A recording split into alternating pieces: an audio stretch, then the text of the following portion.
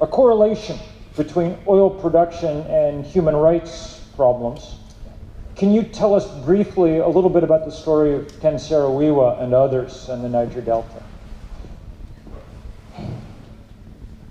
I think that was on the 10th of November 1995.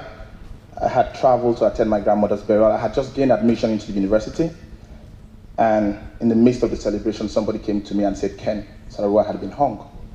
He was sentenced. We were waiting for an appeal to be filed, but the military dictatorship in Nigeria didn't wait. I mean, business had to go on. Ken had been accused of masterminding the killing of 4 Ogonis, but in reality, Ken had been blackmailed by the oil companies because he had started a movement called the Movement for the Survival of Ogoni People, calling for justice to be done. Now, Ogoni land is a land in the Niger Delta that oil has been extracted non-stop for over 50 years. It is one of the poorest communities in the entire country. The environment in that place has been terribly devastated and polluted. Livelihood sources have been compromised. The people are principally fishermen and farmers. The farms no longer yield. The waters have been so polluted that the rivers are basically dead rivers. I don't know if you've ever seen a dead river. Fishes can't live there, crabs can't live there, nothing lives there. You know, and this was what Saro was protesting.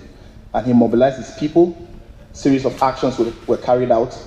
And the oil companies, specifically Shell, felt that he had threatened the interests of the company. At a point, oil exploration had basically stopped in Ogoni land. They had stopped drilling oil in Ogoni land. And for that, the military dictatorship in Nigeria had to hang him. Africa is sometimes described as the continent suffering most dramatically so far from the effects of climate change. Have you begun to see those effects in parts of Nigeria as temperatures rise? Yes, we have. Can you describe them for us, please? Well, in the Niger Delta where I live in 2012, there was massive flooding in the Niger Delta. Sea levels rose by close to 15 meters or thereabout. Houses were completely